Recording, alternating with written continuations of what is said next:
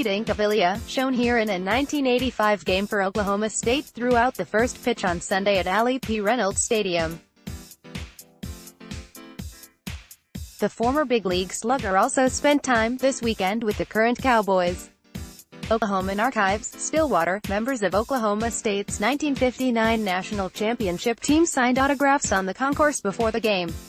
Cowboy legend Pete Incaviglia threw out the first pitch. All that was missing from a glorious Sunday celebration at Allie P. Reynolds Stadium was a Cowboy victory. West Virginia, 19-12, 4-5 Big 12, scored 3 runs in the final 2 innings to close the door on a 4-2 victory, holding OSU, 19-11, 6-3, to 4 hits and taking 2 of 3 games in the series. That game was sitting on a platter for the taking through innings 2, 3, 4, 5 and 6, said OSU catcher Colin Simpson, who gave OSU a 2-1 lead with a home run in the first inning. The way we kept hitting and pressing and trying too hard, it balanced back out.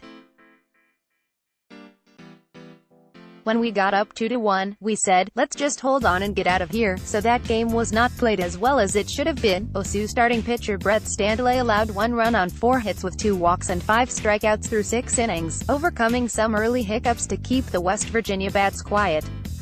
But the Mountaineers got to the Cowboy bullpen, putting 7 runners on base over the final 3 innings and scoring 3 times to pull ahead. We point to those things, because that's when the actual number occurred, but the moments in time over 9 innings to win the game were plentiful. OSU coach Josh Holliday said, "We focus on that, but in reality, the bullpen was solid. Kids were in the moment. If you sit on a 1-run lead, you're asking for the other team to make a run at you, and they did." Having lost 3 of the last 4, the Cowboys hit the road for 4 straight games, with a Wednesday matchup at Wichita State and a weekend series at Kansas.